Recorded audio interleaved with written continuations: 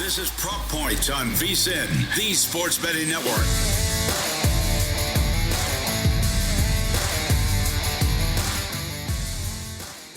Welcome to Prop Points. Jeff Erickson here with Nick Whalen for the next hour. We're going to do a lot of baseball with you here, get you some live afternoon baseball updates, and we'll take a look at tonight's slate as well. We got Play It or Pass It NBA style coming up. We're going to talk a little about some big news that happened in one of the series coming up in the East there, affecting that one as well. John McKechnie is going to hop on down the progressive guest line, talk a little NFL draft props as well. So fun show coming up today here. Nick, let's start off, though, in baseball. Diamondbacks up 6-3 on the Marlins right now. That one's in the sixth inning. It's been the Pavin Smith series. Many have been talking about that as huge potential for that. He's batting third today, homered for the third consecutive day, 2 for 3 in this one here. He's hitting .404 on the season now. Look, when you think Arizona Diamondbacks, Jeff, you think of one name. Pavin Smith, 2-run homer in this one, like you mentioned. Corbin Carroll's got an RBI single. He's got 2 steals as well, which if you play fantasy baseball, you know, Corbin Carroll, he's got 3 on the day. 3 now. Yes, he's running crazy. Let's go. Here yes. I think I am, preparing. I write down how he's got 2 steals. Just in the last couple minutes, he adds another one. So 3 steals now on the day for Corbin Carroll. He's off to a great start overall, but the steals were kind of the one thing that had been lagging behind, but no longer. Josh Naylor also with a solo home run for Arizona. So that lead is 6-3. As you'd expect, Jeff, they are in the quadruple digits now in terms of that money line price, and the live total in that game at 12.5. Yep. Tough day for Edward Cabrera. I picked up in a league this week for the strikeouts. You got me the strikeouts, 6 Ks, but also, 5 runs, 4 hits, 3 walks. So ratios, not so much there. Marlins have lost 2 in a row going into this one, sit at 8-9, which is actually well above expectation. Arizona 11-7, winners of 4 in a row. And that hyper competitive, excluding the pace-eating Colorado Rockies NL West division, where 11-7 gets you 4th place, which is just pretty wild there. Pirates and the Nationals had, benches cleared yesterday. We had a suspension on the basis of that. The Jorge Lopez throwing at Andrew McCutchen after hitting another batter earlier. That game is 1-0. That run came in the first inning. Andrew Heaney versus Trevor Williams, just what you'd expect out of these 2 pitchers. But hey, Heaney's pitching well. O'Neal Cruz, a certified Nick Whalen player, homered. Oh, yes. 4th homer of the year. 9 stolen bases now, picked up a bag in this game as well. Yeah, O'Neal Cruz, reminds me, a lot, Jeff, of one of my favorite players as a child, Lastings Millage, former national, former Mets. Never quite delivered on the potential that he had in MVP Baseball 2005, the video game. But, one of those guys that I'll always think back on fondly. And, classic pitching duel breaking out here between Trevor Williams and Andrew Heaney. Heaney threw 5 2/3, just 4 hits given up, has issued a walk, 3 strikeouts. He's at 73 pitches. And Trevor Williams, he's given up 3 walks, did give up that solo shot to O'Neal Cruz, but 5 strikeouts for him. So, not necessarily the game that I thought we would be getting here with this pitching matchup. Live total sitting at 3.5. Pirates minus 360 on the live money line. Both of these teams badly need a win, though, especially Pittsburgh. Yeah, absolutely. It's tough times in Pittsburgh as a whole right now. They don't have a quarterback yet. The Steelers don't have a quarterback. The Pirates are 7-12, can't score at all. Just Travis Sawchik had a really good article in The Score yesterday talking about how, as down as the Pirates have been in the last 20 years, this might be like their low point. It's just that bad. You've got this all-world pitcher and Paul Skeens. You're not building at all around him. Their payroll now this year, in the year 2025, is lower than it was back in 2016. That tells you all you need to know about their investment in this team. Seattle Mariners up 4-2 on the Reds. Reds got an early lead on a Austin Hayes homer, 2-0 in the first inning, but the Mariners put together 2 runs in each of the 4th and the 5th. Emerson Hancock versus Brady Singer. Singer is now out of the game for that one there. Yeah. First bad start for Brady Singer. Total in this game was only 7.5 going in. They're on a collision course to go higher than that. For the Mariners, Luke Raley with a home run off of Singer. Dylan Moore, who had 2 homers on Tuesday, has a stolen base today. Cal Raleigh, who is a catcher, homered twice yesterday, but also with a stolen base in this game. Yeah, Reds, if you're thinking about jumping on the live money line, plus 260 right now, and you mentioned that total, it's sitting at 10.5 right now, a little bit juiced to the under at DraftKings. And Reds pitching has been one of the stories of the season so far, Jeff. I guess Reds hitting has as well, but on the complete other side of the spectrum. And Singer was cruising early in this game before giving up that 2-run shot to Luke Raley. But coming into today, Jeff, Reds had the third lowest team ERA in baseball. Yeah, not what you'd expect in that ballpark. That's to be sure. But hey, it just shows how good Hunter Green and Nick Lodolo have been. Really, Lodolo wasn't super on Tuesday, but Green has been amazing, otherworldly so far. So you like what you've seen out of him. We got one other game that's about to start up: White Sox and the A's. In this one here, news from the White Sox: they activated Andrew Benintendi from the IL, and they also called up one of their top prospects, catcher Edgar Caro. Coming up from AAA Charlotte, hitting 333, 444, 412 in this one here. He is in the lineup for his debut, batting 7th. Hey, looking for the little things with the White Sox, things to get excited about. Athletics have won the first 2 games of that series. Tyler Soderstrom leads baseball with 8 homers, homered twice on Tuesday night. That pitching matchup is lefty JP Sears for the Athletics, Davis Martin, a righty, on the mound for the White Sox. Athletics are minus 135. Total is 8 runs in this one here. You have a lean on this one before we could talk other stuff? Absolutely not. Absolutely not, Jeff. Okay, good. I pick my spots when it comes to betting baseball, and I'm certainly not going to jump in on an A's White Sox game. But I enjoy watching the A's. I don't enjoy watching the White Sox. We'll see. Hopefully they could get some more young guys coming up and helping this team. But the A's are at least a fun team to watch. But no play for me in that one. Fair enough. I'll just throw one out there. Soderstrom, we mentioned him, plus 400 to hit a homer. Let's sprinkle there. But a good rule of thumb is, don't force the bet, right? If it's not there, don't force it. That's always a good rule of thumb as far as that goes. Big news in the NBA. We are about to cover that up here. But first, before we do that, we got a quick note for you here. Unlock your winning edge with an unbeatable offer. Get full VEASAN Pro access to everything we do from now through August 1st for just $59. Sign up now and save 50% off the regular monthly price with a daily email recapping all the best bets from VEASAN hosts and guests, exclusive betting splits from DraftKings and Circa Sportsbooks, complete with trends and analysis to sharpen your game, 24/7 video on the VEASAN Watch app, plus full VEASAN.com access featuring advanced analytics and pro betting systems. Every sport, every edge, one low price. Don't wait. Get full access through August 1st for just $59 at VEASAN.com/subscribe. That's VSIN.com/subscribe. Nick, you've been all over the Bucks against my beloved Pacers as a series odds, and you just got good news about maybe Dame Lillard being able to return. Maybe not for game 1, probably out for game 1, but he's been cleared of the deep vein thrombosis, no longer on blood thinning medication. Big news coming from Sham on ESPN.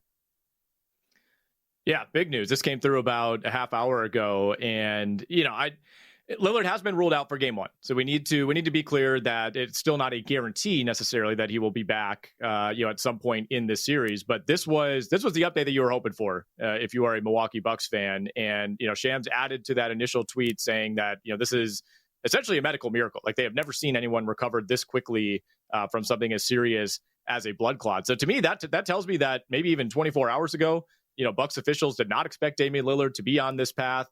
Again, I would expect him to probably miss the first 2 games of the series in Indiana. We haven't seen any adjustment, of course, on that game 1 line. Bucks are still 5.5-point dogs on the road, but we have seen that series price start to move a little bit, Jeff. Bucks were plus 160 coming into the day to win the series. Right after the Lillard news came out, moved down to plus 145, now plus 135 at the DK Sportsbook. Damn.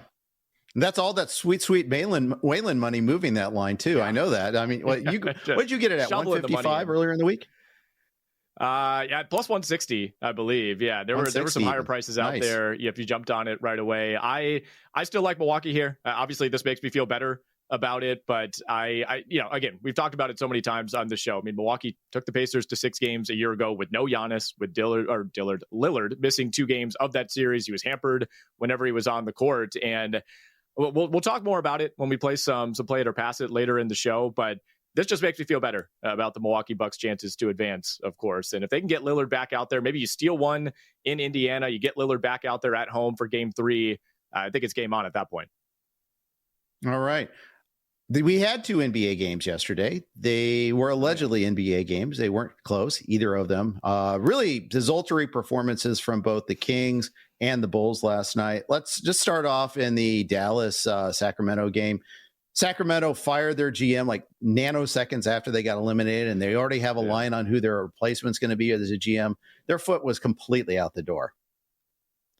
Yeah, I love this idea that, like, if they had won this game, would he have kept his job? Like, was he just going, it's like, all right, whenever we lose, then we're going to fire you. But yeah, that news came like 2 minutes after the buzzer sounded last night. And I guess this one qualifies as the more competitive of the 2 games that we saw last night. All 4 playing games have now featured a team leading by at least 20 at one point, and 3 of them have been complete blowouts.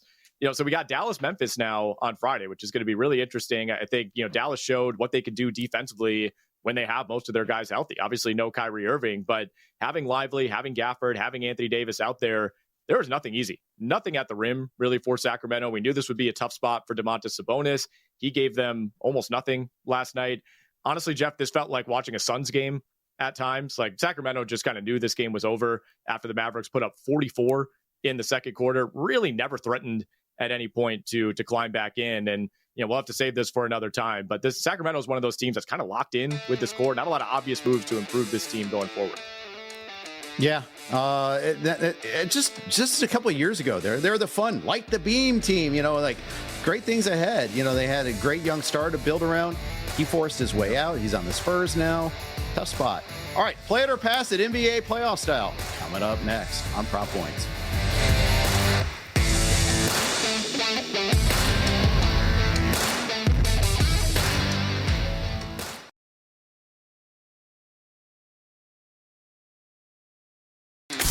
Watching Prop Points on VSiN, the Sports Betting Network.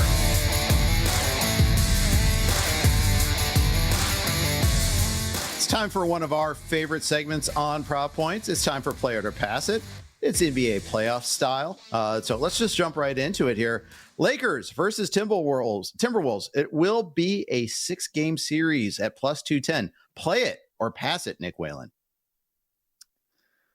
Well, a fun one to start out with. I'm not against this one. I'll say that. Plus 210, I think, is a fair price. And, this, of course, could be either team winning the series in 6 games. So that's why it's not a little bit higher. I'm not sure I would bet this, but I do think 6 games is the most likely outcome. I do lean toward the LA Lakers to win this series, but I would be very surprised if they do it in 4. I'd be surprised if they do it in 5.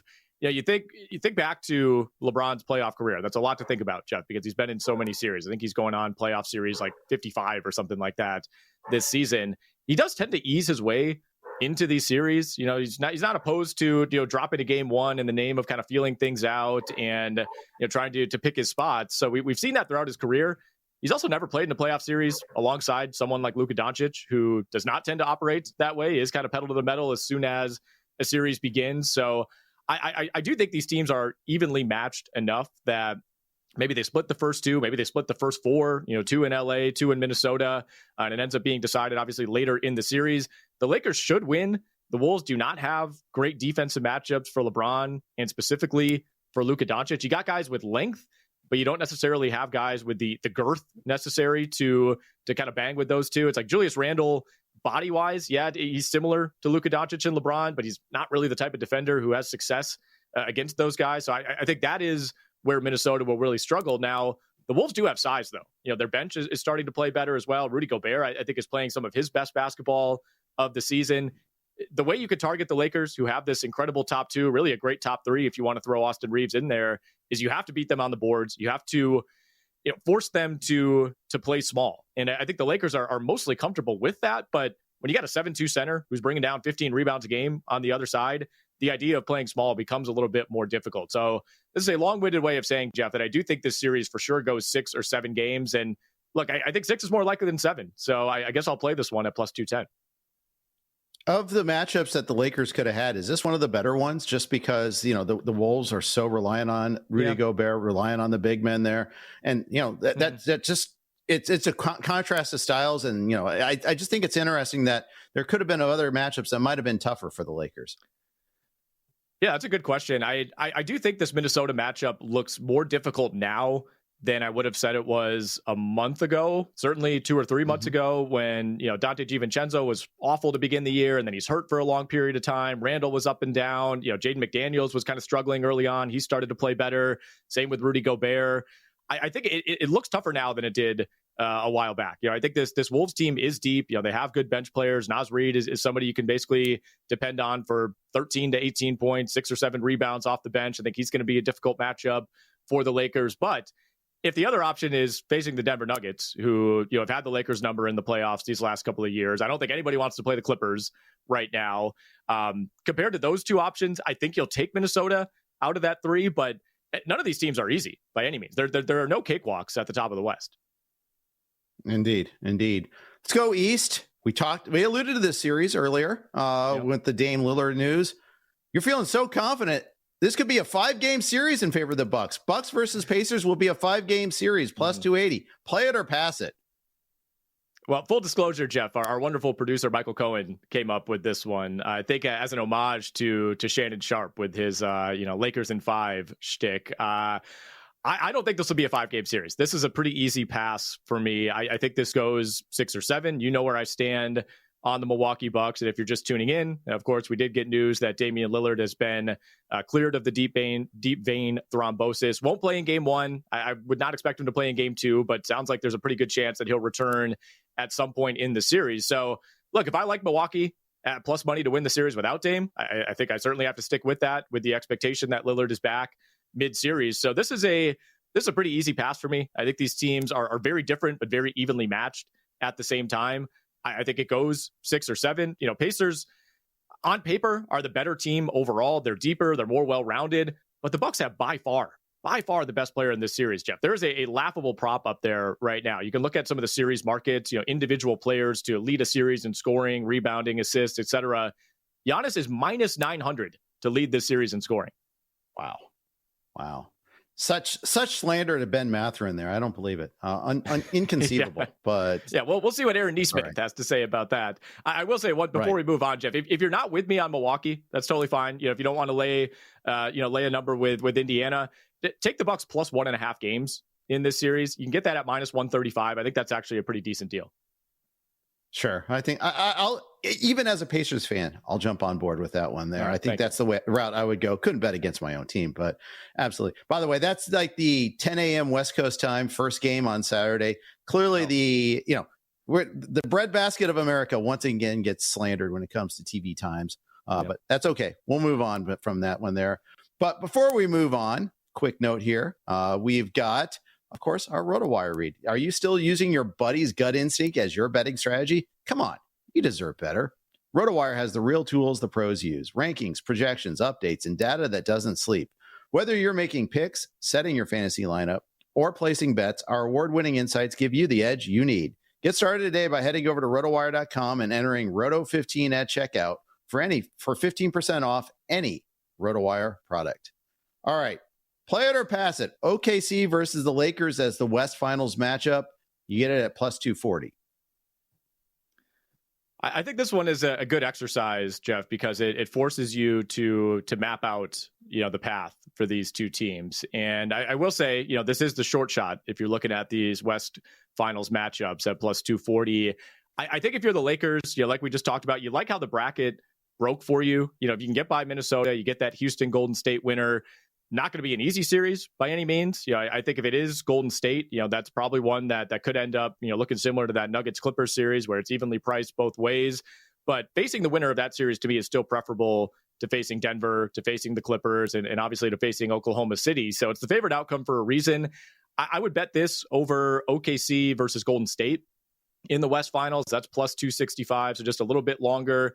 So I think the winner of the Wolves-Lakers series may have the clearest path to the conference finals. It's a whole different ballgame when you're asking, okay, can you actually climb the mountain and beat this OKC team? But more than anything, I think it depends on your evaluation of Golden State and Houston. I'm lower than the market is by far on the Golden State Warriors. I think I may be a little bit higher on Houston, but if I like the Lakers to get by the Timberwolves, Jeff, which I do, I would favor the Lakers slightly over either Golden State or Houston. By the way, Houston OKC Western Conference Finals is 7-1. Not sure I would take that, but an interesting number nonetheless, and just kind of reinforces the lack of faith that the market has right now in the Houston Rockets, who I think have a really good chance to win that series against Golden State. Yeah, we saw so much chalk come through in the NCAA tournament. You look at the East, and a lot of people believe the chalk's going to come through there, at least in terms of the top two seeds. But the West, it's still the wild, wild West. And a lot of that has to do with the lack of playoff experience. I mean, even with OKC, that they haven't gone, had that deep run yet either. So even though they should be such a prohibitive favorite, if you look at what they've done this year, look at the, all the players that they have that we talked all year about how they're a wagon. I mean, they have yet to get, climb that mountain yet, let alone get to the finals. Yeah. They haven't even done that yet, let alone win the whole thing. So I can see why there's a little lack of faith even with them, let alone Houston. Yeah. So I get it.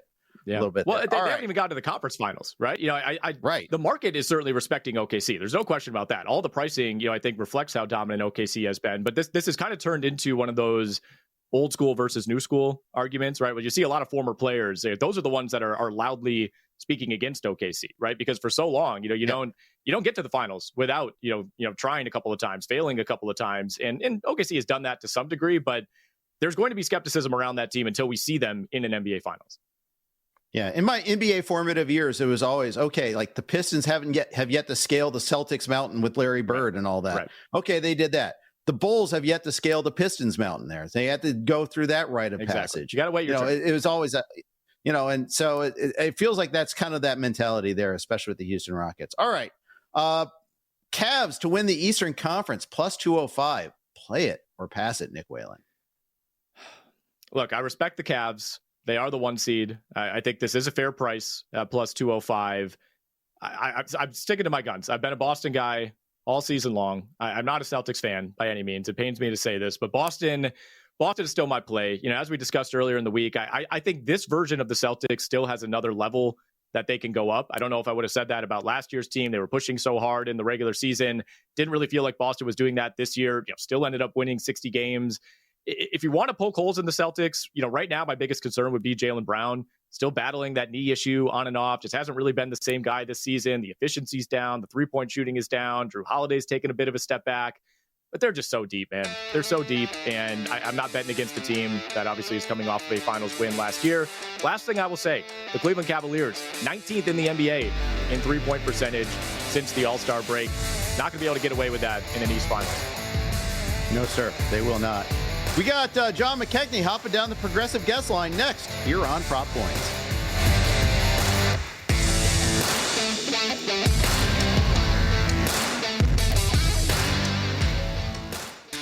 You're watching Prop Points on VSiN, the Sports Betting Network.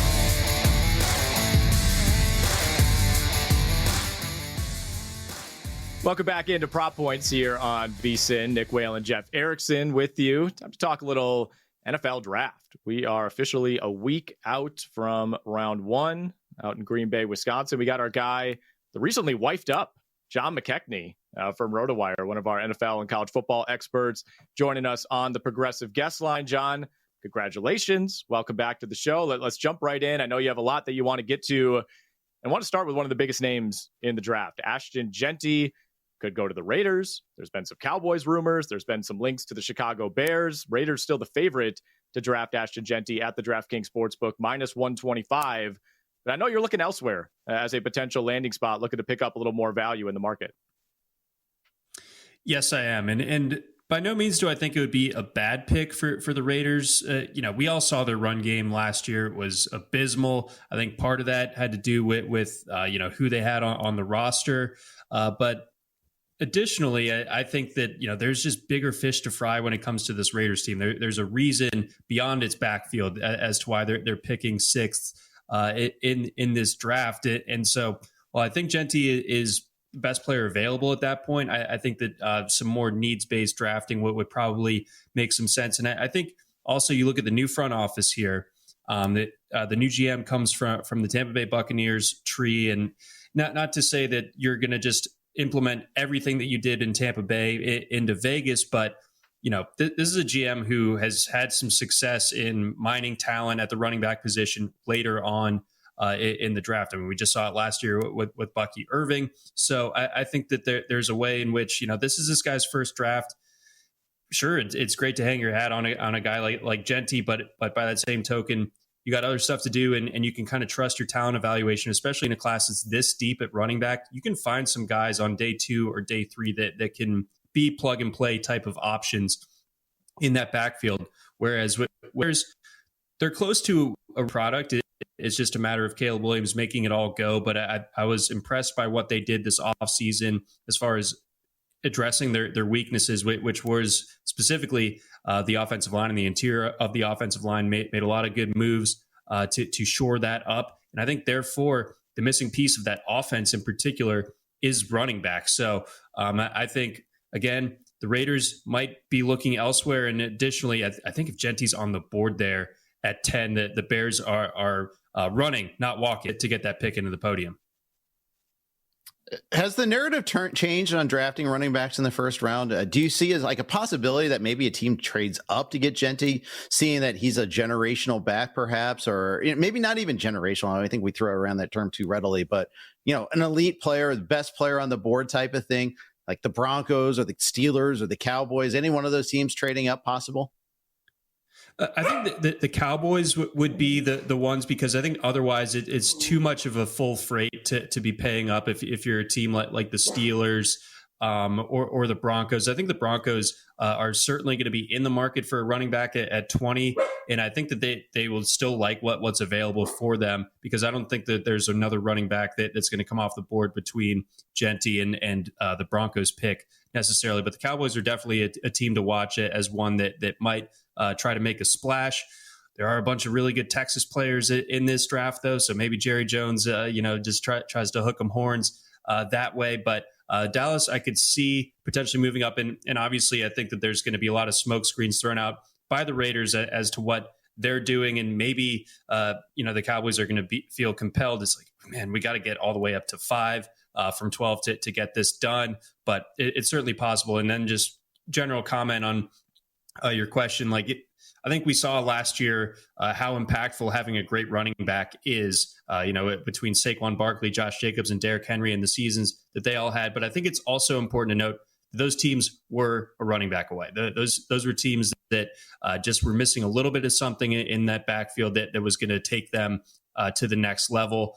Teams that are drafting in the top 10, they aren't necessarily that one piece away, that one wreck away in particular. So I think that it's no longer bad process to take a running back.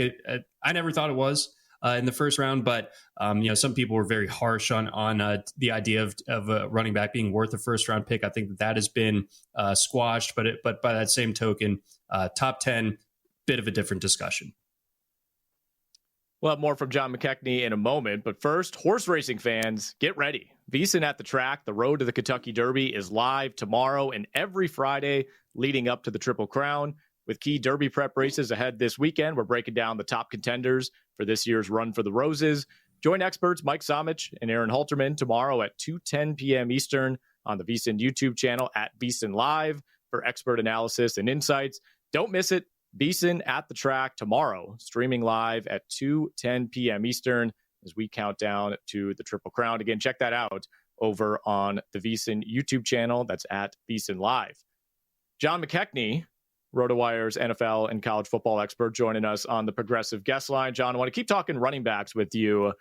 Joe Bartle, our friend, was on the show yesterday saying that he loves the over 2.5 running backs to be drafted in the first round. I know you're leaning under on that prop, but regardless of how many backs go in round one, other than Ashton Genty, who we know that's a virtual lock, who do you think will be the second running back drafted? Is there any value right now in looking at someone like Travion Henderson at 2-1, even Quinshon Judkins at 22-1, Amarian Hampton right now, the heavy favorite to be the second back drafted at -330?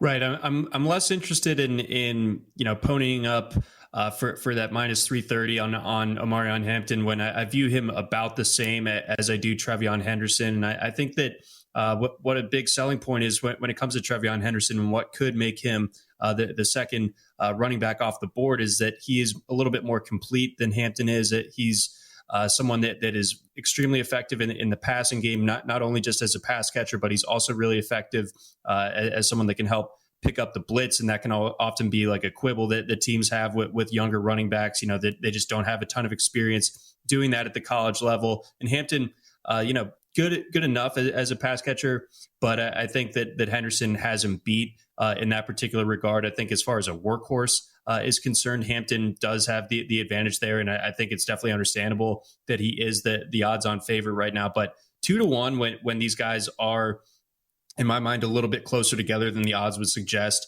I think that Henderson is kind of where I'm leaning for this market. General question for you: how much do you like to bet the NFL draft? Because we were talking with JVT. He's good. You can catch on later on Follow the Money today. And he was talking about how like the casinos in Vegas aren't really rolling out too many NFL draft bet props. But I know DraftKings, you can still do a bunch. You can do a bunch online. How much are you into that? And what do you like to bet? I do like it. I like positional over-unders. I like player over-unders where they're going to get selected by a draft slot, that type of thing. But it is something, it's a fascinating market because the betting side of it, that people are so obsessed with the NFL draft. They have been looking over this stuff for months. In my case, I've known a lot of these guys, from early on in their college days or even as recruits. So it's like I have this vested interest. But at the same time, every single year, you see how things can go so off the rails relative to your expectations. Did anyone see Michael Penix going to the Atlanta Falcons in the top 10 last year? Like stuff like that. Things can always just go so haywire to where you look at even the best analyst mock drafts. They're the best years that they get 8 exactly right. And they can get, upwards of 20, 25 correct first rounders, but things just really, really can go by the wayside versus your conventional wisdom going into Thursday. So I say, tread lightly. I view it as like a fun market, whereas when we're picking actual NFL games and stuff like that, I think you can have a little bit better of idea. You just treat it as like a fun exercise and a bit of a test your knowledge, but things can just be so variable in the NFL draft, and it only really takes like 1 or 2 picks that are surprising to throw off the entire expected way that which the rest of the order unfolds.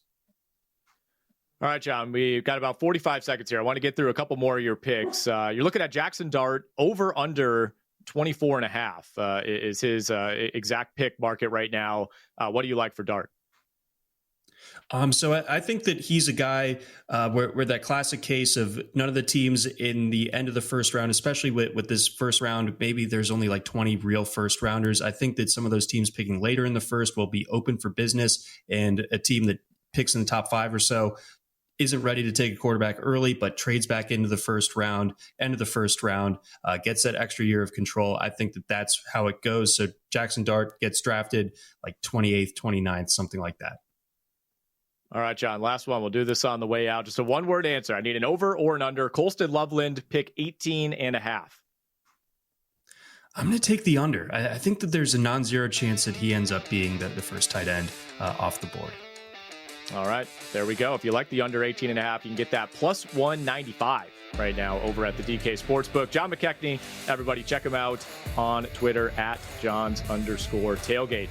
Jeff Erickson going to give us some best bets in Major League Baseball coming up next here on Prop Points.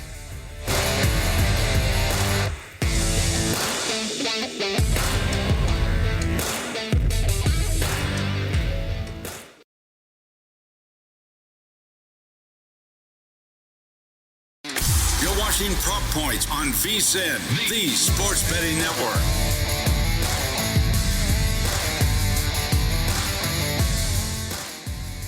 Time to talk some baseball here on Prop Points. Nick Whalen, Jeff Erickson with you for another 15 minutes, bringing you up to the top of the hour. Make It Rain with Adam Shine coming up next, as always, here on the Sports Betting Network. 4 Major League Baseball games in action as we speak. We're in the bottom of the 7th between Arizona and Miami. It's a 6-3 game in favor of the Diamondbacks. Marlins do have 2 runners on with 2 outs. Top of the 9th. Getting late in Nationals Pirates. That is a 1-0 lead for Pittsburgh, 2 outs for the Nats. So could be on the verge of that one wrapping up.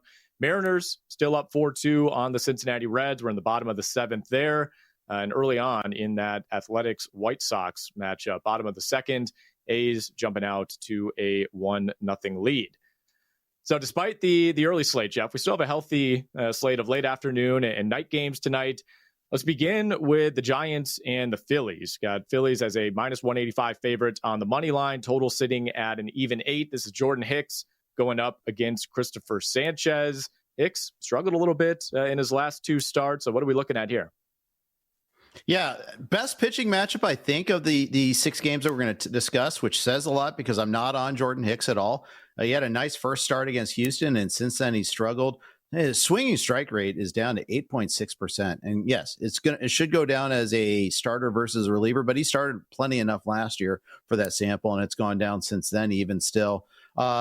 Interesting lineup notes for the Giants today. No Jung-Hoo Lee, who's been their best hitter for the course of the season, getting a day off against the lefty. No Wilmer Flores, which is noteworthy because Flores is a lefty killer, but he's getting the day off today. So a little surprising to see that in a getaway day. No note from the Giants yet on whether there's an injury of any sort of note. And day game, getaway game, so no starting catcher, no Patrick Bailey. He's not in the lineup as well. The Phillies, on the other hand, pretty much have their starting lineup in there. So thought that was noteworthy.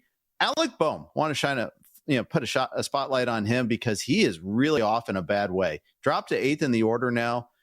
For the season, one walk versus 16 strikeouts. He has just 2 extra base hits and 73 plate appearances so far. Really on the struggle bus so far. So it's noteworthy to see that he's been dropped in the order yet again, down to 8th. And they've moved up Castellanos, they've moved up Kepler and Real Muto. So kind of noteworthy that he's kind of getting dropped down a little bit there. Nonetheless, I like the Phillies today against Hicks. I think that they're going to. I think they're going to find some ways to like this here. I'm going to go with the over 5.5 hits allowed by Jordan Hicks. The alt line is plus 160 on that. I think the normal line is like minus 125 for over 4.5. So we'll try to get a little bit of value here. Because I like the Phillies side, but I don't think there's a whole lot of value in the minus 185 price. So I would try to either, if you want to go that way, try to find something to pair it with. Let's move over to the Guardians and the Orioles. This one in Baltimore. Orioles minus 112 on the money line. 8.5 is our total. It's Tanner Bybee going up against Tomoyuki Sugano for the O's. Baltimore did get a win yesterday, but it's dropped 4 of its last 5, sitting in last place right now in the AL East. On the other side, I got a lot of Jose Ramirez fantasy interest, Jeff, and he's been fine, but just 1 steal so far, no home run since that big 3-homer game a couple of weeks ago. Tough game to evaluate. Like you said, not a lot of premier pitchers on the slate today, but what do you look for in Guardians O's? Yeah, and you'll notice too, not much of a track record too for many of these pitchers. So right, yeah, we have a tool on Rotowire in the daily lineups page, like batter versus pitcher results, and just not many there. It's just trying to find a good matchup in the past. It's hard to find anything. I wanted, and to that end, I wanted to kind of bet against Sugano getting the win. But you go to look for the price over at the DraftKings Sportsbook, it's minus 425. I don't think there's a whole lot of value in that, but I guess maybe that's also a bet that I haven't super explored a lot either. So maybe that's something I want to kind of dig into a little bit more in the future. Sugano's gone 4, 5 1/3, and 4 2/3 innings in his 3 starts so far. Typically, sometimes you see pitchers coming over from Japan, they don't go as deep into games. So I kind of wanted to go that angle. So instead, I'm going to go Cleveland on the money line minus 108. It's not it's definitely a 1-unit play. Nothing more than that. It's one of those, I want to have a play in this game. That's the route I would go. I don't even feel strongly about the total. 8.5, it seems about right. So I'm kind of on the fence on that one too. Mm-hmm. We'll give you a quick update. The Pirates did slam the door shut on the Nationals in the top of the 9th. So that is our first game to go final, a 1-0 win for Pittsburgh. Andrew Haney picking up his first win of the season. Dennis Santana with his second save. Tough luck loss for Trevor Williams, who did only go 5 innings, but 3 hits, 1 earned run given up, 5 strikeouts, 90 pitches for Trevor Williams. Getting back to the board, Jeff, we got an AL Central matchup. The Royals on the road at the division-leading Tigers. Tigers minus 148 on the money line today. Total in this one sitting at 8. Michael Lorenzen going up against Reese Olson. Yeah, and again, not a whole lot of track record here. Even when Lorenzen pitched in the American League, guess what? It was for the Tigers. So there's not a whole lot of, a whole lot of history there as far as those bats going against him. I like Bobby Witt. Who doesn't? Yeah, going on a real limb there, but had a good series against the Yankees. Homered twice in his 11 at bats against Olsen. So I might use a DFS lineup building around him. But at 5,800 on DraftKings, it's tough to build around. Same thing with trying to find maybe a price on an anytime homer. You're not going to get super great value there. Noteworthy, though, the wind is projected to blow in at 12 miles an hour. So, and that's why I don't think there'll be a whole lot of scoring, even though I'm not like thrilled with the pitching matchup there. I like the minus 102 price on the under 7.5 runs. I think it'll be a low scoring game. Take a look at the Yankees and the Tampa Bay Rays. Rays a slight favorite on the money line at minus 110. Total in this one sitting at 9. Jeff, just another banger pitching matchup here. Will Warren going up against Taj Bradley, but both these guys pitching well so far. Warren coming off the first career win last time out against San Francisco. He's been rock solid so far. Hasn't been going deep into games. We'll see if that changes tonight, but Bradley also been good. He's 2-0, exactly 7 strikeouts in all 3 of his starts so far. So is this one where you look at the prop market? Do you look at a side? Probably looking at a side. I really like Bradley. I think he's a fun pitcher. He's got his stiffest test today against this Yankees lineup, but I do like him quite a bit. I think he's off to this good start. I think he and Shane Baz have the ability to beat the ballpark. I'm not sure others in this roster do, like Ryan Pepio, for instance. There, I think on a regular basis, there the ability to keep the ball in the park is going to be super important. We've seen a lot of right-handed hitters go opposite field for home runs. Look at the other day, Alex Bregman went deep twice the opposite field. We saw the Angels go ahead and do that a little bit too. But I think that Bradley's got the ability to overcome that a little bit better. I'm not sure Warren does. And the other thing about Warren that I'm a little nervous about is that 12% walk rate. You just don't want to put runners on in this place here. That's when you get those crooked numbers in the innings, and that's where bad things start to happen. So I'm going to go with the Rays on the money line here at minus 110 for this one here. All right, before we hand out our G-Bank best bets, one more game I want to get to, Jeff. Angels, Rangers, Jack Kachanowicz going up against Kumar Rocker. And look, I think we all had some optimism for Rocker coming into the year. Struggled a bit so far. Hasn't made it to the 4th inning in 2 of his 3 starts so far. ERA sitting at 7.94. I mean, a lot of that, that first start against the Cincinnati Reds. But is this a spot where you're looking to fade Kumar Rocker or attack him with some Angels hitters? Funny thing about the Angels hitters is I think we spent some time talking about them leading baseball in home runs at one point in time. Since then, they've been shut down like a couple days in a row against the Rangers. Rocker, he's obviously someone that we're pretty nervous about. Just isn't getting the strikeouts either there. So I would probably look. I think the way I would look on this one here is maybe go with some hit props in favor of some of the Angels here. Maybe in that sort of stretch, maybe kind of break out a little of their slump. I think Rocker's the type of guy to do this. I think the over on the game itself is probably a pretty decent play, even at a high number, 9.5. I think a lot of balls are in play. Jack Kachanowicz is another guy that doesn't strike batters out either. So too many balls in play for me on this one here. Let's go take the over on the 9.5 runs. Our best bets of the night are brought to you by G-Bank, the official bank of VSiN, and G-Bank is up in the ante with up to a $750 bonus for new G-Bank Visa Signature Card customers. New customers who spend $1,000 on eligible purchases within 90 days from account opening get a $250 bonus. If you spend $50K on gaming and sports app loads within 30 days of opening that account, you'll get another $500 bonus, so potentially $750 in bonus cash. Apply now at VSiN.com/GBank. That's VSiN.com/GBank. Subject to credit approval. Terms and conditions apply. Jeff, your best bet of the night. I expressed my concerns about Jordan Hicks. Let's just take the over 8 runs in that Phillies-Giants game, even with the Giants lineup being what it is. All right. I'm taking the Heat money line tomorrow night. Heat are getting into the playoffs. We'll play that at minus 112. Hawks did not look like they wanted any part of that Orlando Magic team earlier this week. So give me the Miami Heat to move on and face the Cavaliers in round 1. That's going to do it for us here on Prop Points. We'll be back at you tomorrow. Brandon Kravitz is going to join us, talk some NFL, some NBA playoffs. Make it rain with Adam Shine coming up next here on VSiN, the Sports Betting Network.